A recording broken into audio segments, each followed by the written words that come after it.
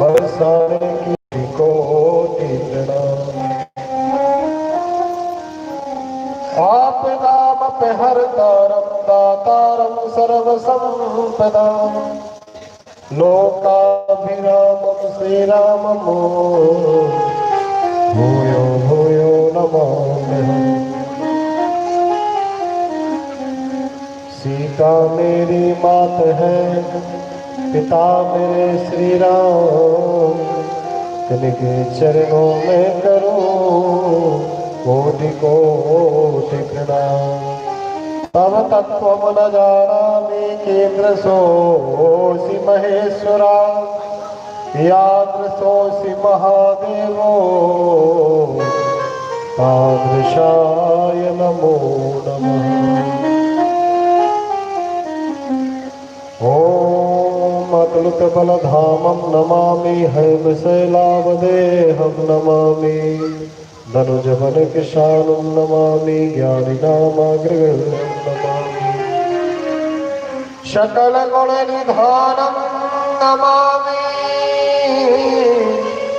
वारणानामभीषमो नमामि। रघुपतिप्रियभक्तं नमामि मातजातमो नमामि। आइए हनुमान कथा कहूँ तुम याद। सुच सेवक सिया राम के मैं चरणों का नाम। जिनकी सेवा भाव से मुग्ध भये भगवान। ऐसे प्रभु हनुमान को मेरा कोटि कोटि प्रणाम। दीनानाथ नाथ का भला मिला जो अभय अधिकारों के नहीं तो हंसे करेंगे। सर्वाधार जय अनंत कोटि ब्रह्मांड नायक भक्तवान कल्प करो। संपूर्ण जगत के एकमात्र आधार राधा रमण बाधा हरण श्री बालकृष्ण लाल का बांका की मूर्ति स्वरूप श्रीमद् भागवत महापुराण तत्रादव अनंत बलवंत महासंत हनुमंत लाल जी महाराज के चरणों में वंदन करते हुए, ग्राम देवता स्थान देवता क्षेत्र देवताओं के चरणों में वंदन करते हुए, उपस्थित समस्त श्रद्धालु भगवत प्रेमी भक्तजनों, भक्तिमय करुणामय दयामयी माता बहने, मंचस्थ उपस्थित समस्त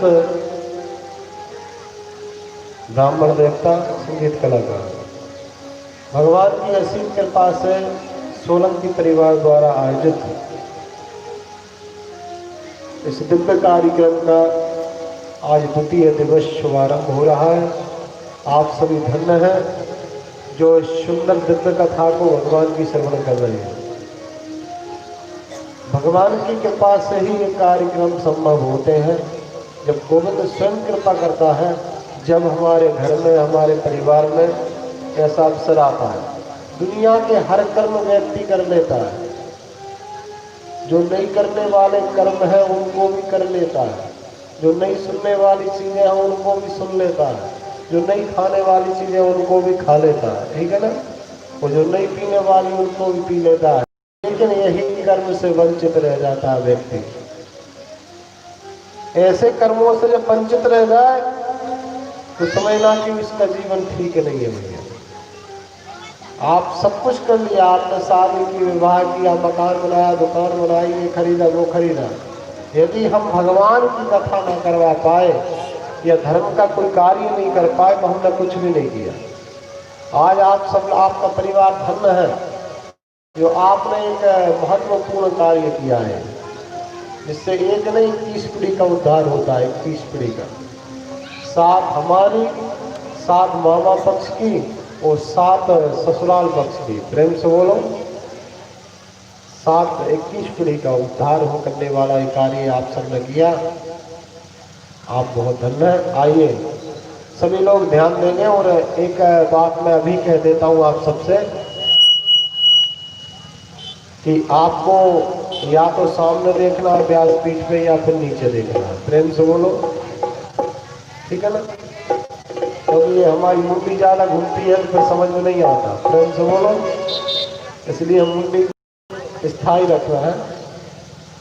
आइए मनवाणी आत्मा की शुद्धि के लिए भगवान का कीर्तन करेंगे।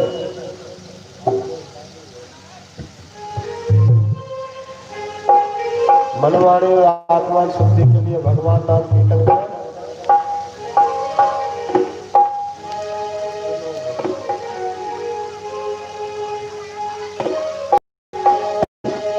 छीन लिया मेरा भोला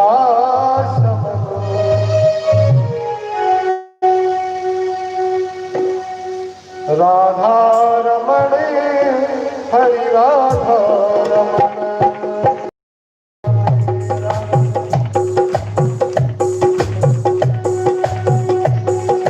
राधा रमण हरि राधा रमण लिया मेरा भोला समन राधा रमण हरि राधा रमण छीन लिया मेरा भोला समझे राधा रमण हरि राधा रमण राधा रमण हरि राधा रमण राधा रमण हरि हरे राधा रमण प्यार राधा राधा रमण प्यार राधा रमण छीन लिया मेरा भोला समन राधा रमण हरि राधा रमण छीन लिया मेरा भोला समझे राधा रमण हरि राधा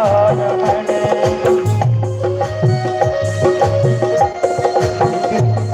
सेवा करते हुए कीर्तन में ताली जरूर बजाएं।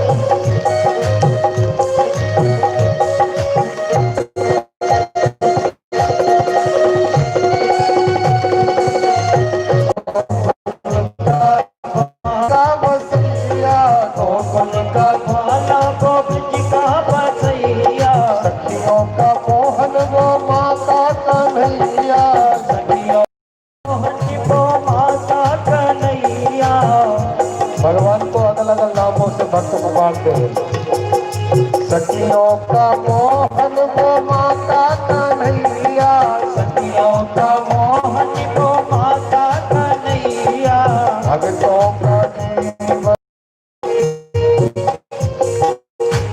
भक्तों का जीवन निर्धन का धन राधा रमण हरि राधा रमण भक्तों का गीत निर्धन का भजे राधा रमण हरि राधा रमण छीन लिया मेरा भोला समन राधा रमण प्यारे राधा रमण छीन लिया मेरा भोला सा राधा रमण हरि राधा रमण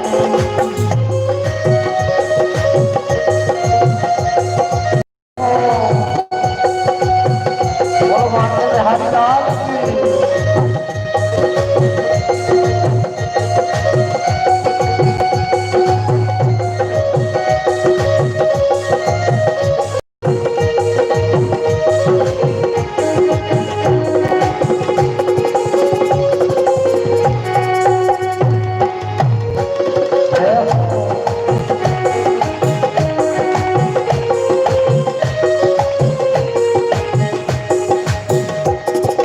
यमुना के जल में बही श्याम खेले यमुना के जल में कोई श्याम खेले लहरों में उछले और कराते खिलौने लहरों में उछले और कराती खिलौने लहरों में उछले और कराते खिलौने लहरों में उछले और कराती खिलौने चढ़न कभी और कभी वो मिलन चरण कभी हरि कभी हो मिलने राधा रमण हरि राधा रमण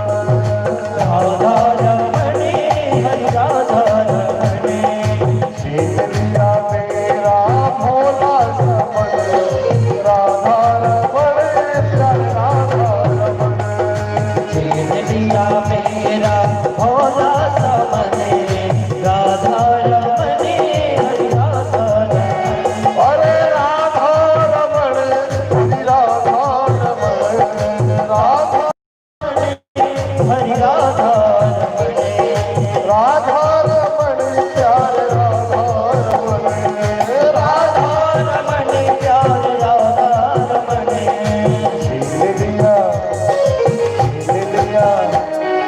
छीन लिया मेरा भोला सा मन राधा रमण हरि राधा रमण छीन लिया मेरा भोला सामने राधा रमने हरि राधा रमने जय हो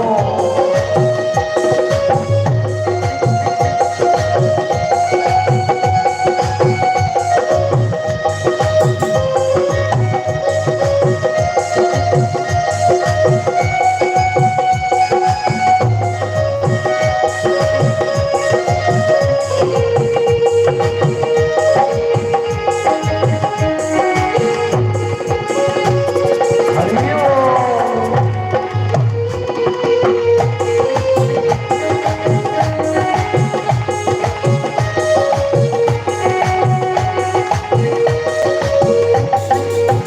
जाकर के देखो वो मंदिर के अंदर जाकर के देखा वो मंदिर के अंदर जाकर के देखो वो मंदिर के अंदर जाकर के देखा वो मंदिर के अंदर घट घट के अंदर वही श्याम सुंदर घट घट के अंदर वो ही श्याम सुंदर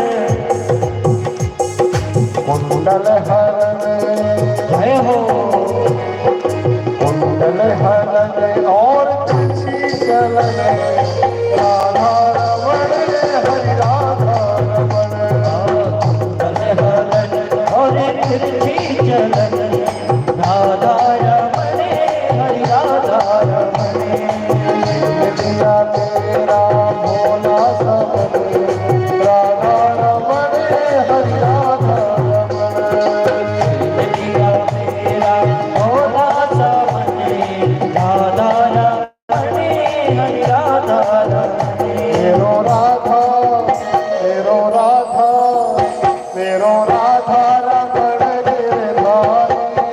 तेरे धारी श्याम बनवारी मेरो राधा रमणे के धारी मेरे धारी श्याम बनिवारी जय राधा रमण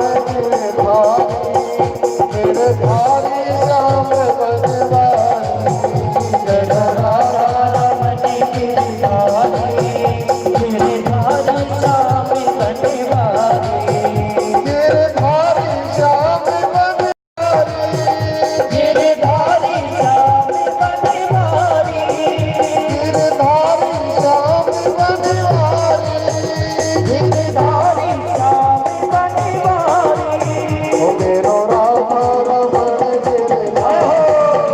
तेरे धारी श्याम बनवारी मेरो राधा रमणे गिरे धारी श्याम बनिवारी मेरो राधा रमण तेरे धारी श्याम बनवारी मेरो राधा रमणे गिरे धारी श्याम बनिवारी जय राधा रमण तेरे धारी श्याम बनवारी मेरे राधा रमणे गिरे धारी श्याम बनिवारी तेरे धारी श्याम बनवारी बोलिए वृंदावन बिहारी लाल की जय हो जोर से जयकारा बोलेंगे लक्ष्मी नारायण भगवान की जय हो उमा शंकर भगवान की जय हो नंदा मैया की जय हो गंगा यमुना मैया की जय हो हनुमान जी महाराज की जय हो भागवत भगवान की जय हो द्वारकाधीश भगवान की जय हो भारत माता की जय हो। गौ माता की जय हो। नमः पार्वती पतये हर हर हर हर महादेव। जय जय श्री राधे, जय जय श्री राधे। सभी भक्तों के लिए आज द्वितीय दिवस का राधे राधे। जोर से बोलो भैया राधे राधे। हाँ, शर्म बहुत लगती है ना कि कोई सुन पटेल साहब राधे राधे बोल रहे हैं। शर्म मत करें, भगवान के काम में शर्म नहीं। यहाँ सब भगवान के बालक हैं, उसके दरबार में कोई किसी का कुछ नहीं है। केवल हम सब जीवात्मा हैं, वो परमात्मा है। परमात्मा के दरबार में हम सब बालक हैं, और इसलिए शर्म हमें जब करना चाहिए जब हम बुरे कर्म करें, जब हम किसी को गाली दें, जब हम किसी का अपमान करें, जब हम किसी का दिल दुखाएं, जब हमें शर्म लगना चाहिए। हमें भगवान का नाम लेने में शर्म नहीं लगना चाहिए। देखो, कल आपने कथा में श्रवण किया, एक पिता के दो पुत्र थे, एक का नाम था गोकर्ण, एक का नाम था धुंधकारी। पिता एक है दोनों, लेकिन एक पुत्र महादुराचारी निकला और एक महापुण्यात्मा निकला। याद रखना, संसार में एक पुत्र ऐसा जन्म ले लेता है जो 21 पीढ़ी का उद्धार कर देता है, और एक पुत्र ऐसा जन्म ले लेता है जो 21 पीढ़ी को पतन कर देता है, विनाश कर देता है, 21 पीढ़ी को नरक में पहुंचा देता है। ऐसी संतान पैदा हो जाती है भैया।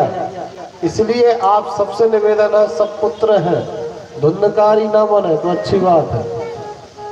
सब पुत्र बैठे यहाँ पे, धुंधकारी ना बने, रावण ना बने, कुंभकर्ण ना बने, मेघनाथ ना बने तो अच्छा है, ठीक है ना। राम बने, कृष्ण बने, भरत बने, लक्ष्मण, इतने भक्त हुए, प्रहलाद बने, ध्रुव बने, लेकिन धुंधकारी ना बने।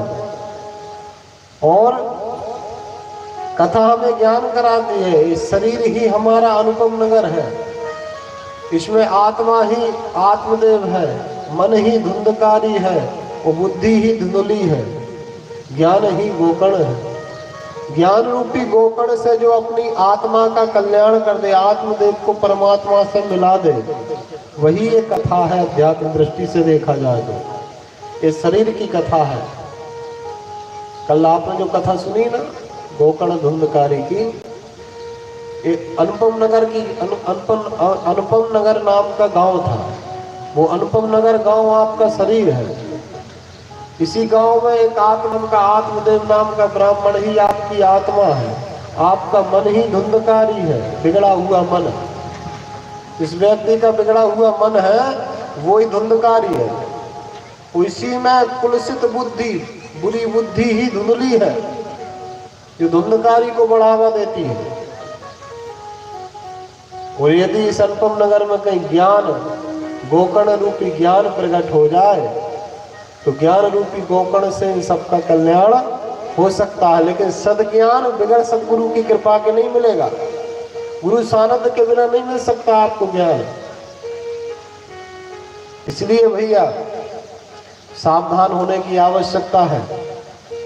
भागवत कथा इतनी दिव्य कथा है, महापापी धुंधकारी ने 7 दिन में मोक्ष प्राप्त किया। ये कथा ऐसी है, श्रीमद् भागवती वार्ता प्रेत पेड़ा विनाशनी। प्रेत पेड़ा का विनाश किया, ब्रह्म राक्षस धुंधकारी को राक्षस से देवता बना दे, वही तो भागवत है। राक्षस व्यक्ति को, राक्षस मनुष्य को इंसान बना दे, देवता बना दे, वही भागवत है। प्रेम से बोलो राधे राधे। और धीरे बोलो भैया। हाँ, पैसा लग रहा है ना। अरे जब क्या बोला करे भैया, खा पी के बैठे बढ़िया एक एक नींद लेके, ठीक है ना। हम नहीं सोए, लेकिन कुछ ना कुछ करती रहते हैं। और आइए अब आगे की कथा में वर्णन करते हैं वेद व्यास जी महाराज। कहते हैं साप्ताहिक विधि का वर्णन। इस 7 दिन की कथा कब से होने लगी? जब से हम लोगों के पास कम समय हो गया भगवान के लिए। नहीं तो पहले यही कथा साल साल चलती थी, महीना महीना चलती थी। भागवत कथा 18,000 श्लोक है।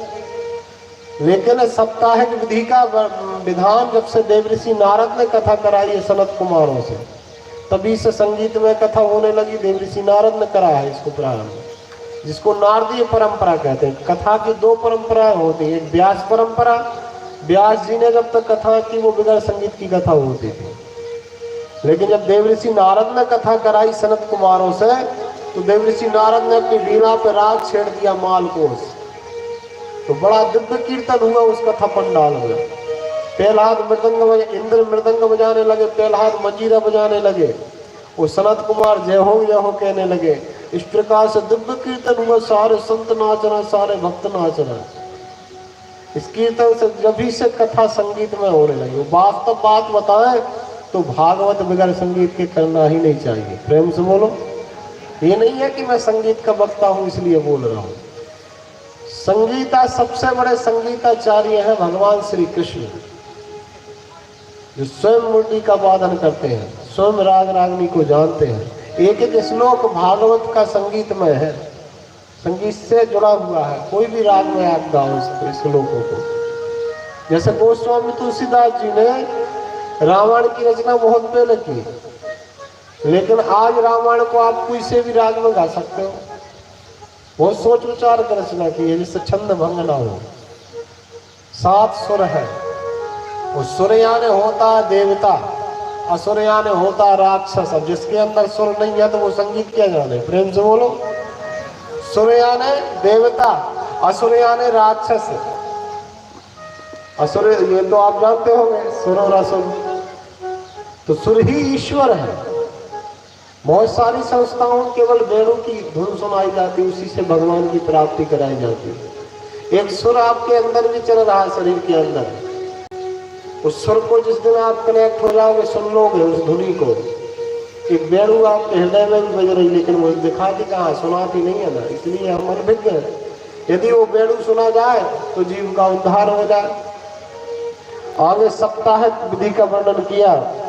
वो बोले संसार सागर से पार जाने के लिए भागवत की कथा ही सबसे सरल और सर्वोत्तम साधन है कलयुग में। कलयुग में ध्यान से, योग से, तपस्या से परमात्मा को प्राप्त करना, उसके लोक को प्राप्त करना, ये सबके बस की बात नहीं है भैया। केवल भागवत कथा एक इतना सरल उपाय है कि इसको कोई भी सुन सकता है। कोई भी सुनकर के अपनी आत्मा का कल्याण कर सकता है। ऐसी दिव्य कथा भागवत है। संसार कदमाले प्रक्षालन पटीयसी। संसार का मल, संसार के पापों को नष्ट करने के लिए भागवत की कथा साक्षात मंदाकिनी गंगा है। इस गंगा में प्रक्षालन करने के बाद जीव के अंदर एक भी प्रकार का पाप नहीं रहता। और इसी के प्रकार से बताया कि जब आप भागवत कराएं तो भागवत कराने के लिए आपको मुहूर्त दिखवाना चाहिए, ठीक है ना। यदि आप सकाम भाव से किसी कामना से भागवत कथा करा रहे हैं कि मेरी कामना पूरी होना चाहिए पंडित जी, तो उसके लिए मुहूर्त देखने की आवश्यकता है। यदि आप निष्काम भाव से भागवत करा रहे हैं तो उसको कभी भी करा सकते हो। जिस दिन से, जिस घड़ी से, जिस पल से भागवत कथा प्रारंभ हो जाए, वो ही सबसे बड़ा मुहूर्त है। प्रेम से बोलो। क्योंकि ये कोई साधारण ग्रंथ नहीं है, साक्षात कृष्ण है। इस प्रकार से भागवत का मुहूर्त दिखवा करके आप कथा कराइए या बिगर मुहूर्त के कराइए। भागवत का वक्ता कैसा होना चाहिए? जिसका कंठ सुरीला हो, जो भगवान कृष्ण का अनन्य भक्त हो, अन्य शास्त्र पुराणों का जिसको ज्ञान हो, जो समझाने में जिसकी वाणी सरल हो, हर व्यक्ति को समझ में आए, ऐसे वक्ता का आप वर्णन करो। वेदव्यास जी पहले ही लिख गए, लेकिन लिखा है वक्ता, इसमें ये नहीं लिखा कि किसी स्त्री को वर्णन करो भागवत कथा के लिए। प्रेम से बोलो। लोग आजकल कथा किसी से भी करा रहे हैं। ब्राह्मण हो, भगवान का भक्त हो और भगवान श्री कृष्ण का भक्त हो, हमारे सनातन धर्म को मानने वाला हो और केवल ब्राह्मण शरीर हो, भागवत कथा का अभ्यास, ये नहीं कि आप किसी से भी कराओ। विरक्तो वैष्णवो विप्रो वेद शास्त्र विशुद्धिकृत दृष्टांत कुशलो वीरा भक्ता कार्यास्त निस्पृहा। श्री वेदव्यास जी कहते हैं वक्ता के अंदर इतनी खूबियां होना चाहिए। और बताया यजमान के लिए नियम, जब तक भागवत होती है जिस परिवार में, उस परिवार के लोगों को नियम संयम से रहना चाहिए, पूर्ण शुद्धि से रहना चाहिए, पूर्ण विचार शुद्धि से रहना चाहिए। अशब्द वाणी से ना बोले 7 दिन तक, प्रेम से बोलो, अशब्द वाणी से ना बोले, और गाली गलौज ना करे, जोर से चिल्ला के ना बोले 7 दिन तक। भूमि पे शयन करे या चौकी पे तखत पे, और हो सके तो व्रत करें।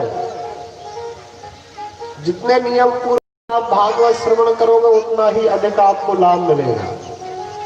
नियम काम करता है। भोजनम तु वरम मन्ये कथा श्रवण कारकम।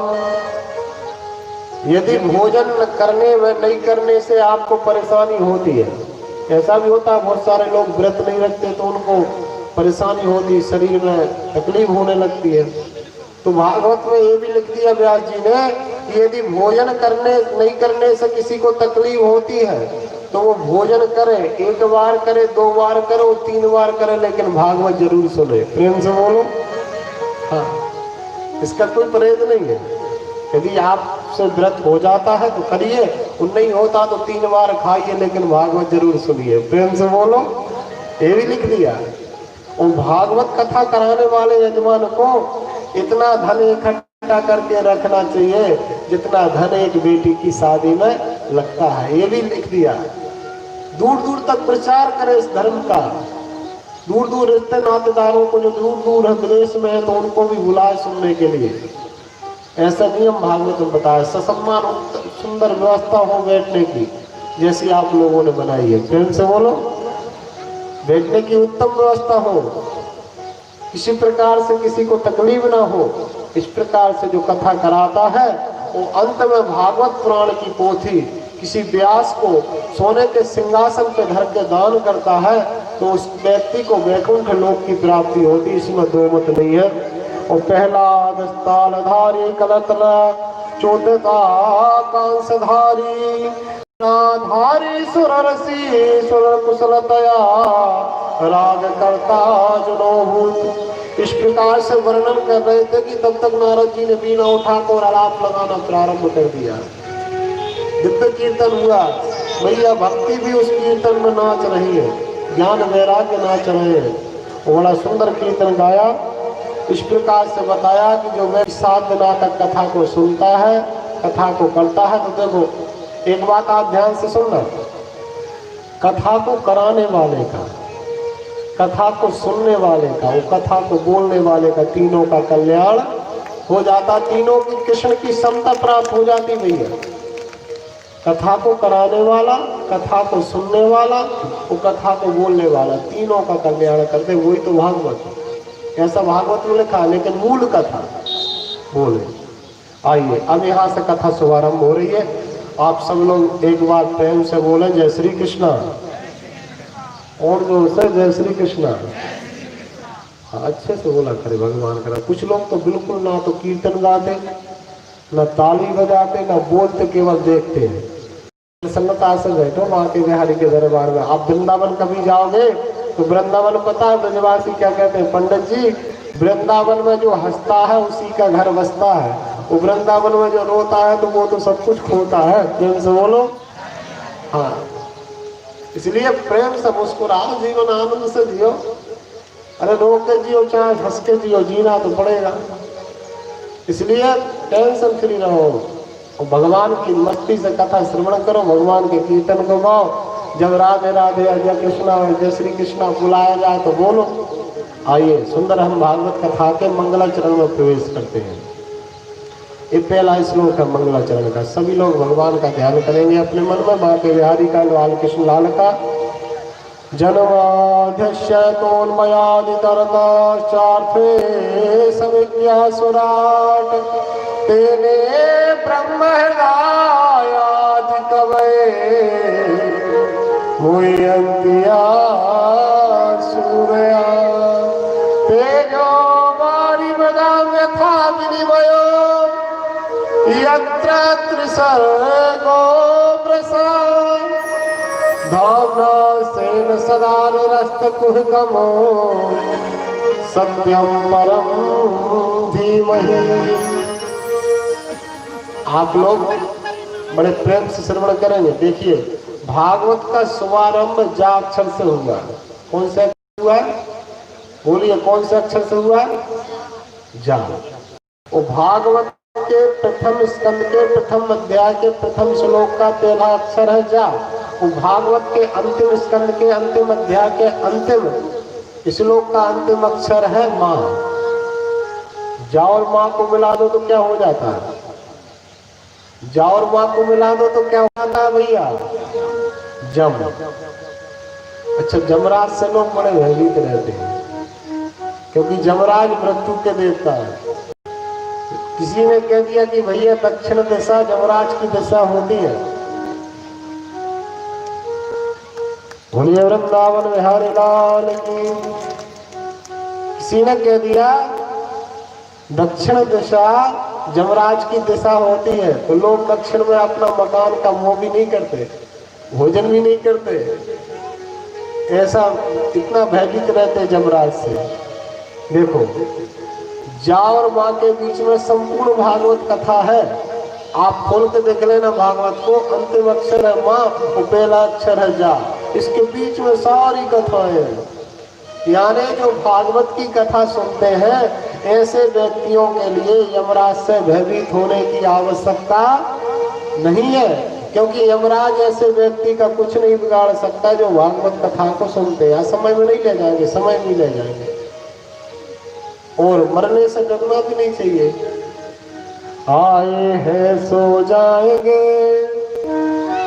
राजा रंग के फकीर, एक सिंहासन चढ़ चला एक बंधा जंजीर। एक दिन हम सबको जाना है, लेकिन जाना ऐसे तैयारी करके। बिगड़ तैयारी के जाओगे तो बहुत घपले में पड़ जाओगे, लफड़ा में पड़ जाओगे। तैयारी करके जाना चाहिए। हम जैसे हर काम की तैयारी करते हैं, पढ़ने की तैयारी करते हैं, नौकरी की तैयारी करते हैं, जमीन जायदाद की तैयारी की, शादी विवाह की तैयारी की, मकान दुकान की तैयारी की, ऐसे हमें मरने की तैयारी भी करना चाहिए। क्योंकि मृत्यु भी एक सत्य है और ये पता नहीं है कि कब मरना है। 8 वर्ष का भी मर रहा है और पैदा होने वाला भी मर रहा है और जवान भी मर रहा है। क्योंकि इस लोक का नाम क्या नाम है? क्या नाम है इस लोक का? मृत्यु लोक। यहाँ के देवी देवता है मृत्यु देवी है। मरने के लिए ही हम सब लोग पैदा हुए हैं, तो मरना भी है। मरने की तैयारी क्या? यही भागवत की कथा। इसको आप सुनो तो जब भी मरोगे मरण मंगल होगा, अमंगल नहीं होगा, याद रखना। जब भी मरोगे आपका मरण मंगल में होगा, अमंगल नहीं होगा। जन्माध्यक्षतोन्मयादितर्थस्, जो परमात्मा जन्म मृत्यु से परे है, अजन्मा है, अच्युत है, निराकार है, निर्गुण है, अनंत सूर्यों का प्रकाश में समाया हुआ है। ऐसे परमात्मा की दिव्य लीला को देख करके ब्रह्मा इत्यादि देवता बुद्धिमान ब्रह्मा जी भी मोहित हो जाते हैं। भगवान की लीला को देखकर देवराज इंद्र मोहित हो जाते हैं। वो परमात्मा के जो विनिमयो, जैसे कभी कभी हमें आप रोड पर चलते हैं गर्मी के दिनों में तो आंखें ऐसा लगता है जब सूर्य की किरणें पड़ती हैं रोड पे, ऐसा लगता है कि जैसे पानी भरा हो। प्रेम से बोलो, ये भ्रम है, पानी नहीं है, भ्रम है। सूर्य की किरणें पड़ने के कारण ऐसा लग रहा है कि जैसे पानी भरा हो। ऐसे ही हम कभी कभी जल में और थल में भ्रम कर लेते हैं। ऐसे ही वो परमात्मा सारे संसार में समाया हुआ है, सारे संसार में समाया हुआ है। उसकी हमें श्यामल तक समझ में नहीं आती। ऐसे परमात्मा सत्य स्वरूप। देखो संसार में एक बात है, सत्य सदा है सर्वदा है, सत्य सदा सर्वदा है। इसलिए केवल भागवत में किसी देवता का मंगलाचरण में नाम नहीं आया, माता बहन भाई हो। जबकि इस भागवत कथा में श्री कृष्ण की कथा है, लेकिन देवताओं का नाम नहीं आया, किसी देवता का नाम आया ही नहीं मंगलाचरण में। आप शिव पुराण उठा कर देख लेना, शंकर बाबा के 5-6 श्लोक मिलेंगे, क्योंकि शिव कथा है शिव पुराण में। देवी भागवत को आप उठा के देख लेना, देवी भागवत में आपको अनेक देवताओं के, देवी जी के अनेक श्लोक। ऐसे ही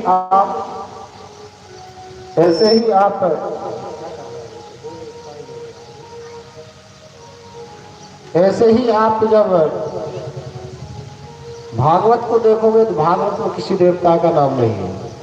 इसलिए हम सबको ध्यान रखना चाहिए, सत्य का ध्यान किया केवल।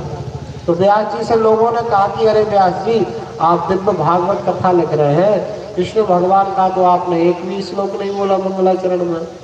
3 श्लोकों में मंगलाचरण किया है श्री वेद व्यास जी ने, जिनमें से एक भी श्लोक में भगवान श्री कृष्ण का नाम नहीं लिया, केवल सत्य को प्रणाम किया है। सत्य क्या है? सत्य है क्या? सत्य ही ईश्वर है। श्री वेद व्यास जी ने कहा कि भैया मैंने केवल सत्य को प्रणाम किया है। तो सत्य को प्रणाम करने का तात्पर्य है, मैंने चींटी से लगा के हाथी पर्यंत सारे जीवों की वंदना कर दी, ब्रह्मांड में किसी को नहीं छोड़ा, क्योंकि सत्य सबके अंदर है।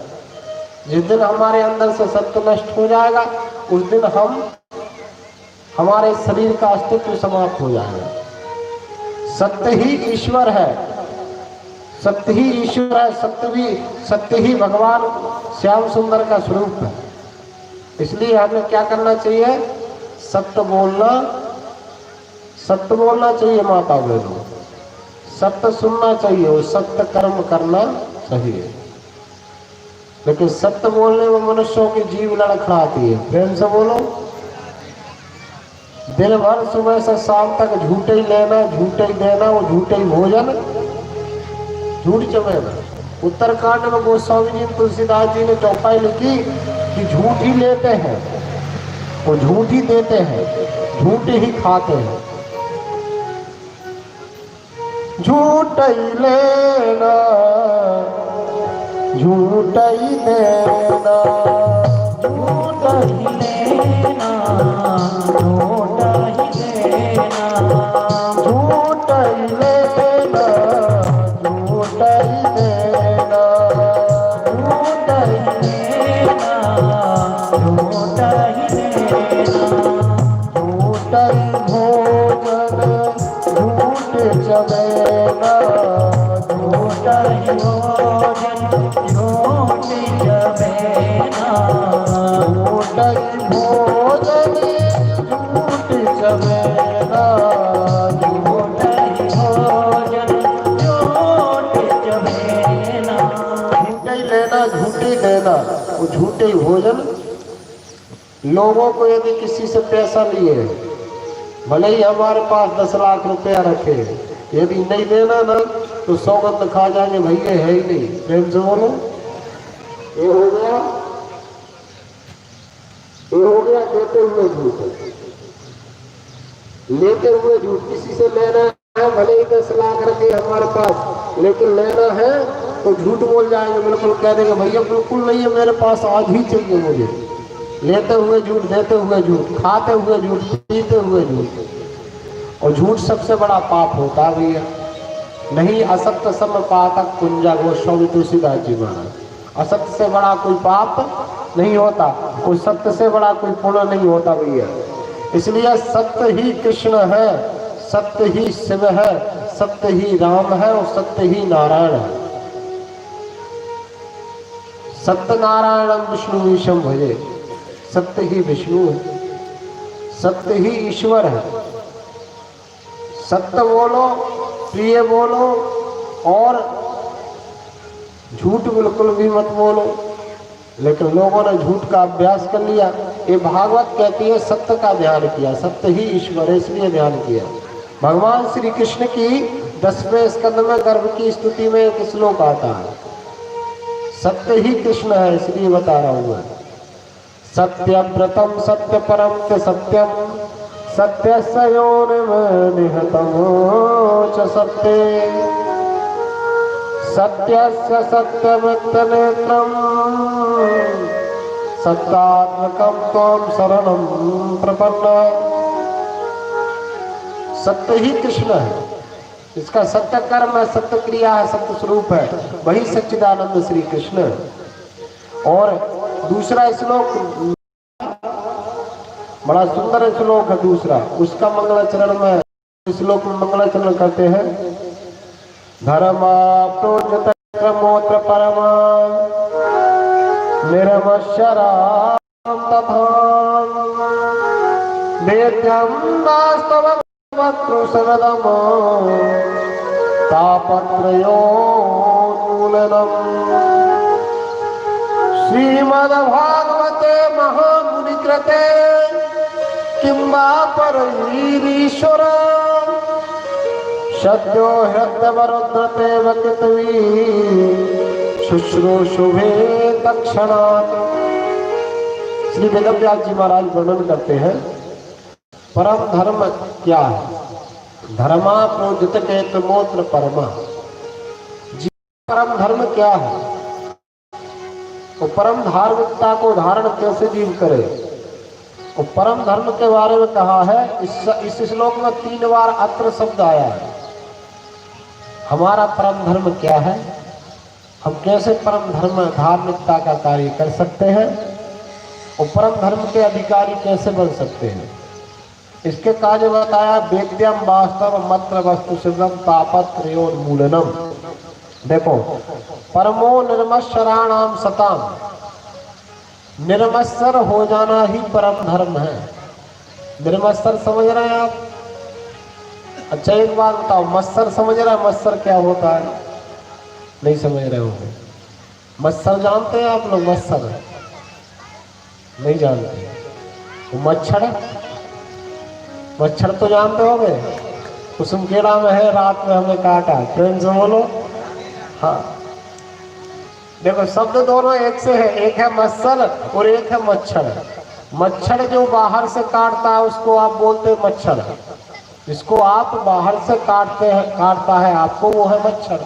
मच्छर से बचने के लिए तो आप मच्छरदानी लगा लेते हैं, कूलर चला लेते हैं, पंखा चला लेते हैं, लेकिन मच्छर बाहर से काटता है, वो मच्छर अंदर से काटता है। मच्छर कहाँ से काटता है? उससे कैसे बचोगे? बताया है निर्मत्सराणाम परोपकर्षाणम मत्सरः।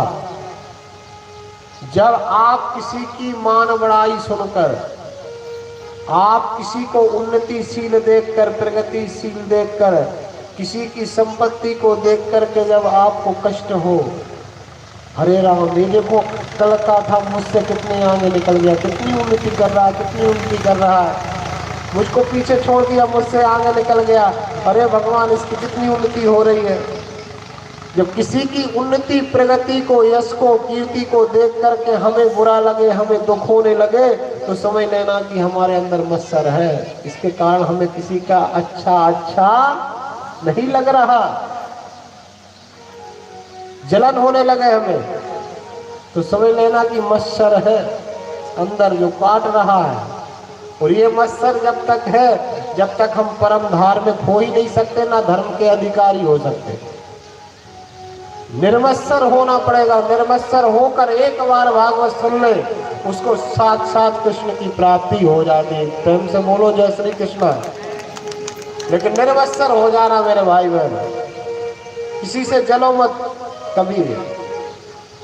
कितना भी कोई उन्नति, उससे जलना नहीं है। आपके गांव में कितना ही प्रगतिशील हो जाए, कितना ही तरक्की कर ले, उन्नति कर ले, उसमें आप भाव क्या रखो?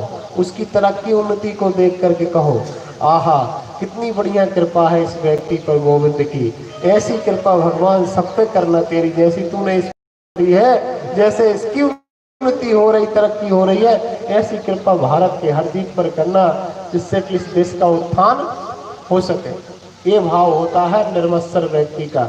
जो दूसरे की सुख संपत्ति को देख करके प्रसन्न हो, वही व्यक्ति निर्मत्सरी है। जो दूसरे के सुख को देखकर, दूसरे की संपत्ति को देखकर, दूसरे की प्रगति को देख करके दुखी होता है, ऐसा व्यक्ति मत्सर वाला है, वो ठीक नहीं है। संसार में सब कुछ तज देता व्यक्ति, कंचन तजना सहज है, सहज त्रिया का नेह, मान बड़ाई ईर्षा दुर्लभ तजनाए। लोग सोना तज देते, चांदी, यहाँ तक कि अपनी पत्नी को त्याग देते, लेकिन मान बड़ाई ईर्षा। हर व्यक्ति के अंदर इच्छा होती कि लोग मेरा सम्मान करें, हर व्यक्ति के अंदर इच्छा होती है कि लोग मेरा सम्मान करें। हर व्यक्ति चाहता है, हर व्यक्ति ईर्षा करता है एक दूसरे से। तो ना ईर्षा होना चाहिए, ना मान की इच्छा होनी चाहिए। तो इस प्रकार से यदि आप भागवत सुनोगे तो तापत्रयोन्मूलनम, तीनों ताप मूलतया नष्ट हो जाएंगे और आप परम धर्म के अधिकारी हो जाएंगे। भगवान आपके हृदय में आकर के कैद हो जाएंगे। देखो, उसी के हृदय में मेरे गोविंद का वास होता है जो व्यक्ति निर्मत्सर हो जाता है। जब आप किसी से जलेंगे नहीं, ईर्ष्या नहीं करेंगे, तो गोविंद आपके हृदय में विराजमान हो जाएंगे। विराजमान नहीं, कैद हो जाएंगे। कैद हो जाएंगे, फिर पता है एक बार भगवान आ जाए हमारे हृदय में, फिर छोड़कर कभी नहीं जाते। प्रेम से बोलो राधे राधे। इसलिए सत्यो हृदय वरुद्धते वक्तवी शुश्रूषुवे तत्क्षणात्, फिर हमारा कल्याण हो जाता है। तीसरा श्लोक मंगलाचरण का है, निगम कल्पतरोर गलितम फलम सुख मुखाद अमृत दिव्य संयुतम पिबत भागवतम रसमालयम मुहुरहो रसिका भुवि भावुकः। निगम शब्द आया है इस श्लोक में, पहला शब्द है निगम। आप लोगों को पता है निगम का अर्थ क्या होता है?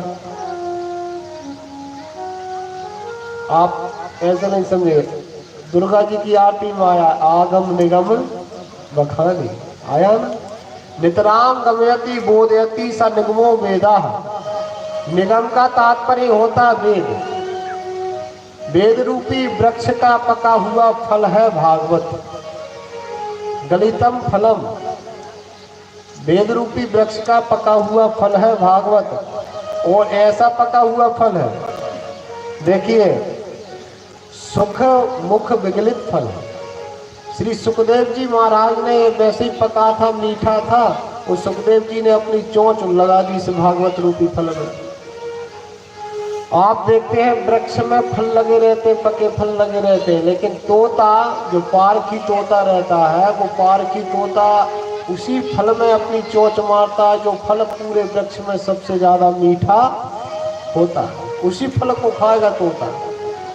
आप भी कहते हैं कभी कभी, छोटे छोटे में आप कहते होंगे कि भैया मैं तो सुआ कटेल फल खाऊंगा। प्रेम से बोलो, क्योंकि सुआ तोता जिस फल में अपनी चोंच मार दे वो फल और मीठा हो जाता। तो भागवत फल मीठा तो था, लेकिन इसमें भगवान पारखी तोता, कोई छोटे मोटे तोता नहीं, पारखी तोता सुखदेव भगवान का मुख और लग गया तो और मीठा हो गया। तो व्यास जी से लोगों ने तर्क किया, व्यास जी भागवत मान लेते हैं वेद रूपी वृक्ष का पका हुआ फल है, तो हर फल में रस होता है, भागवत में कौन सा रस है? आम में अमरस रहता है, संतरे में रस रहता है, अंगूर में रस रहता है, हर फल में रस रहता है, लेकिन भागवत फल में कौन सा रस है? आप कह रहे फल है, हमने मान लिया, तो आप कह रहे पियो। अरे पीने वाला कोई फल नहीं होता, या तो फल को खाया जाता है या चूसा जाता है। आप कह रहे इस फल को पियो। पिबत भागवतम रसमालयम, भागवत रूपी फल को, रस को पियो। तो कहा हमने सुना खाने वाले फल होते हैं, चूसने वाले फल होते हैं, लेकिन आप कह रहे पीने वाला फल है। तो जी ने तर्क वाले को उत्तर दिया कि भैया इस फल में ना तो छिलका है और ना इस फल में गुठली है। छिलका या गुठली होते उन्हें खाया जाता है या चूसा जाता है, लेकिन इसमें तो रस ही रस है, तो इसको पिया ही जाएगा। इसमें फेंकने लायक कोई वस्तु है ही नहीं कि जिसको फेंक दो, न छिलका है न गुठली है, केवल पीते जाओ। और इसमें रस भरा है अमृत, जो इस अमृत रस को अपने कानों द्वारा व्यक्ति जीवन मृत्यु के चक्कर से परे हो जाता है। ऐसी है भागवत का फल का रस है, इसलिए इसे बारंबार पियो। भू रहो रसिका, भू यानी बारंबार, एक बार नहीं कहा, 10 बार नहीं कहा, जब तक जिंदा हो जब तक इस भागवत रस को पीते रहो। भू रहो रसिका भूमि भावुका, रसिक और भावुक 2 श्रोता इसके बताए, और इस कथा को हमें श्रवण करना चाहिए जब तक जीवित है, बारंबार। क्योंकि भगवान की कथा क्या है, जिस व्यक्ति ने अपने जीवन में कथा नहीं सुनी, भारत देश में जन्मा है, भारत देश में और मध्य प्रदेश में जिस व्यक्ति ने नालंदा क्षेत्र में जन्म लिया, जिस व्यक्ति ने कभी भागवत कथा को नहीं श्रवण किया, भगवान की कथा का श्रवण नहीं किया, की पूजन नहीं की, पाठ नहीं की, उस इंसान के लिए क्या कहोगे आप बताइए? कितना बड़ा अभागा है, कितना बड़ा कहना चाहिए। मध्य प्रदेश में जन्म लेकर के भागवत कथा से वंचित रह जाए तो ऐसा व्यक्ति ठीक नहीं है भैया, वो तो बड़ा अभागा है, बहुत अभागा। बताया है जिस व्यक्ति ने भगवान की कथा नहीं सुनी उसके कान बेकार है। दुनिया की बात है तो खूब कहता है, दुनिया की बातें खूब सुनता है, भगवान की ना कथा कहता ना भगवान की कथा सुनता है। ऐसे व्यक्ति के अगले जन्म में कान काट के फेंक देगा, बगैर कान का पैदा करेगा। प्रेम से बोलो। आंखों का दुरुपयोग करोगे अंधा पैदा कर देगा, अगले जन्म में अंधा और बहरा पैदा कर देगा।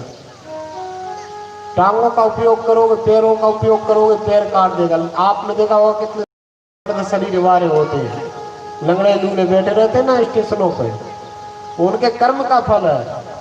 ये चरणों से यदि आपने चलकर तीर्थ यात्रा नहीं की, भगवान के मंदिर नहीं गए, नंद मैया के लिए नहीं गए, तो भगवान को आप भूल गए। इन चरणों को भगवान के पास दरबार में चरणों से चल के नहीं गए, पैर काट देगा।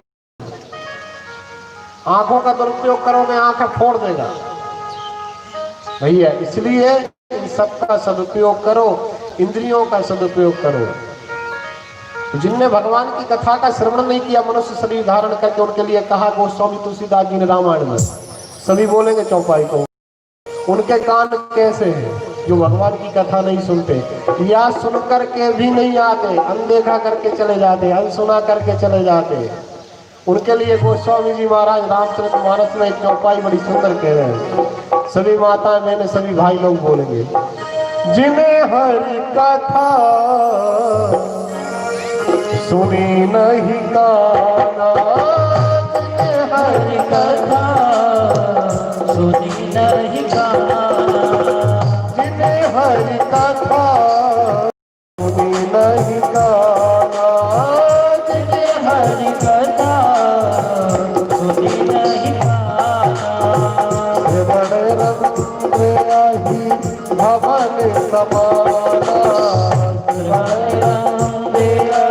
भवानी समाना, बड़े रंग आही भवन समाना, बड़े भवानी समाना। जिन्हें हरि कथा सुनी नहीं काना, ऐसे व्यक्तियों के कान कान नहीं, कान सर्प के बिल के समान है। उन कानों के लिए धिक्कार है जिन कानों से भगवान की कथा को नहीं सुना। चूहा के बिल और सांप के बिल के समान वो कान के छिद्र है, अगले जन्म में बंद कर देगा, बेरा पैदा कर देगा। और भैया आगे नैमिषारण्य की पावन भूमि में 88,000 सोनकादि ऋषियों ने 6 प्रश्न किए, यदि कथा सुनने से कुछ नहीं प्राप्त होगा तो बताइए। 88,000 महात्मा इस कथा को श्रवण करने के लिए बैठे। कथा से यदि कुछ प्राप्त नहीं होता तो बताइए। 88,000 महात्मा पागल नहीं थे जिन्होंने 1000 वर्ष तक लगातार भगवान की कथा का श्रवण किया। कितने हजार वर्ष? हम 3 घंटा में 30 प्रकार की बातें दिमाग में लाते हैं, लेकिन 1000 वर्ष उनका मन भी नहीं भटका। नैमिषारण्य कहते हैं, निमि का अर्थ होता कील, अरण्य का अर्थ होता जंगल। जहां ब्रह्मा जी का चक्र की जाकर के कील समाई थी, वही हो गया नैमिषारण्य, जो चक्र तीर्थ के नाम से जाना जाता है। जहां पर हमारे मन रूपी चक्र को शांति मिल जाए, वही नैमिषारण्य है। बोलो नैमिषारण्य धाम की। और इस प्रकार से नैमिषारण्य का वर्णन किया। नैमिषारण्य की पावन धरा में 6 प्रश्न किए हैं, ध्यान दीजिए आप से। बोलो राधे राधे। नैमिषारण्य की पावन धरा पे 6 प्रश्न ऋषियों ने सूत जी से पूछे।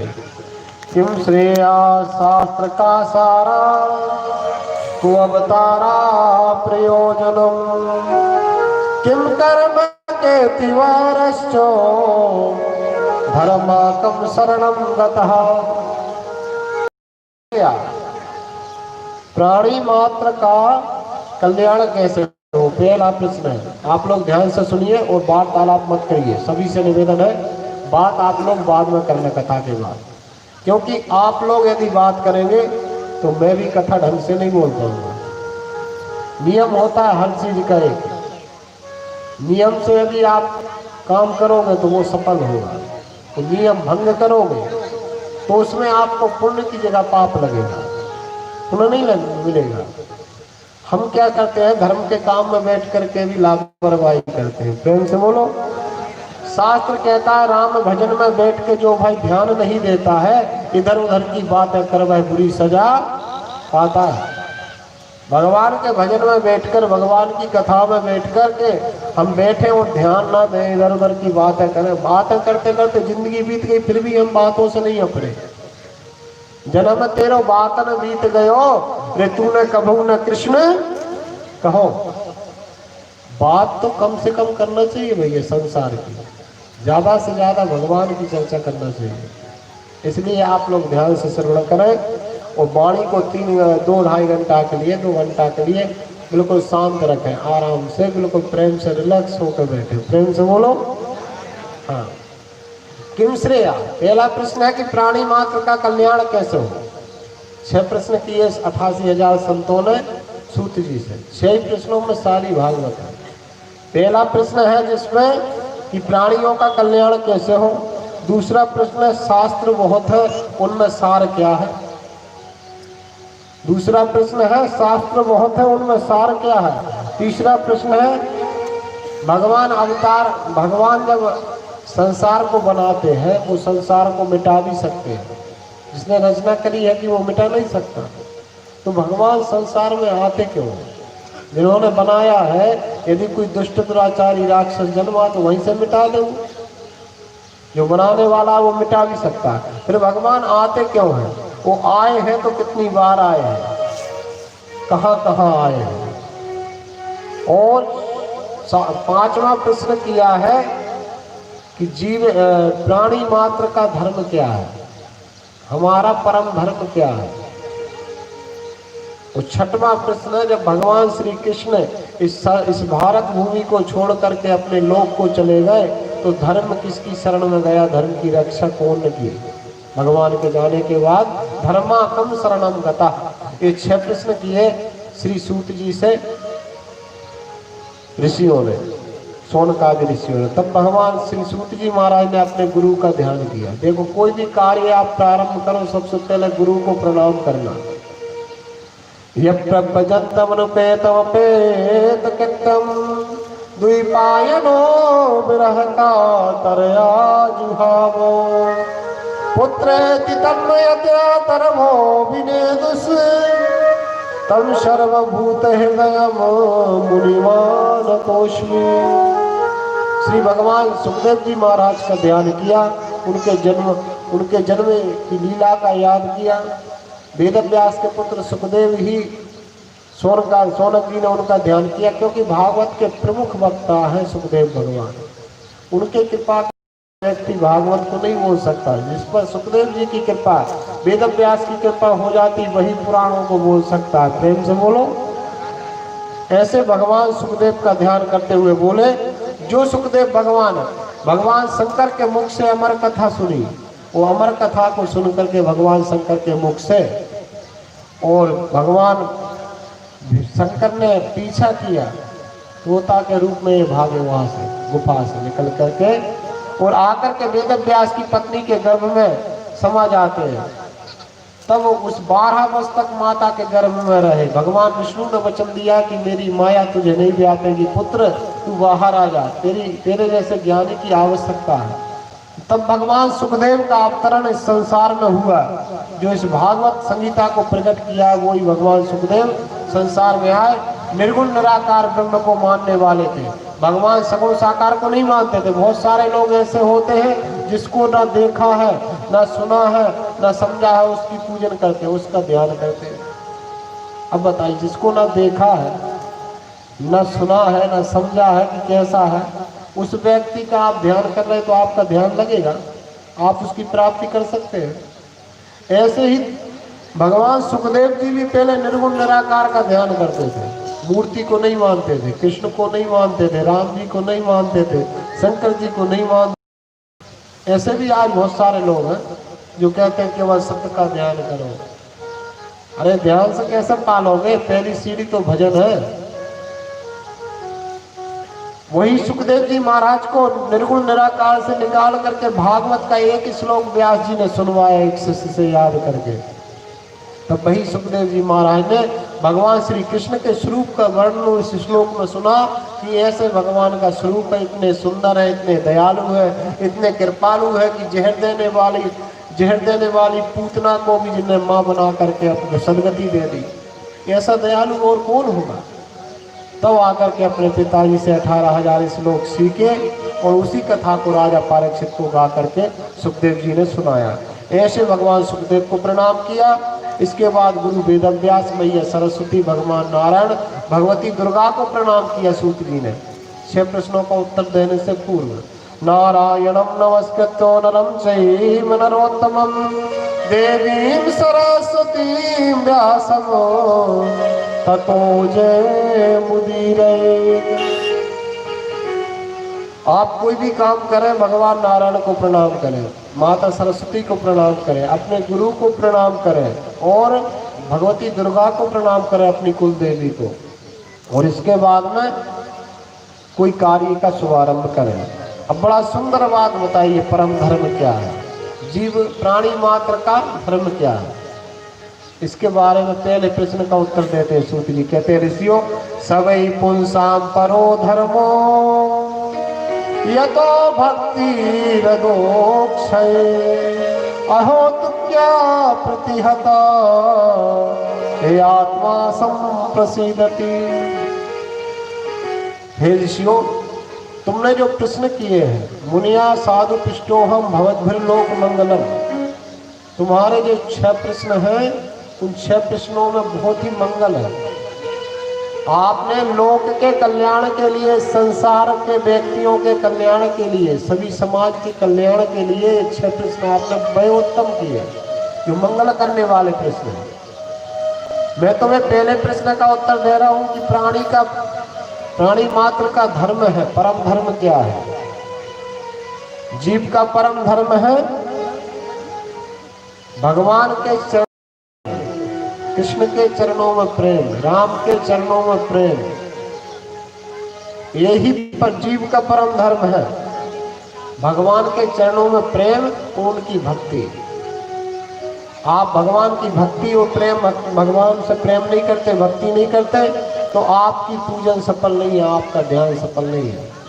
निष्काम भक्ति और निश्चल प्रेम ही भगवान के लिए यही हमारा परम धर्म है कि आप भगवान से प्रेम करो और उनकी भक्ति करो।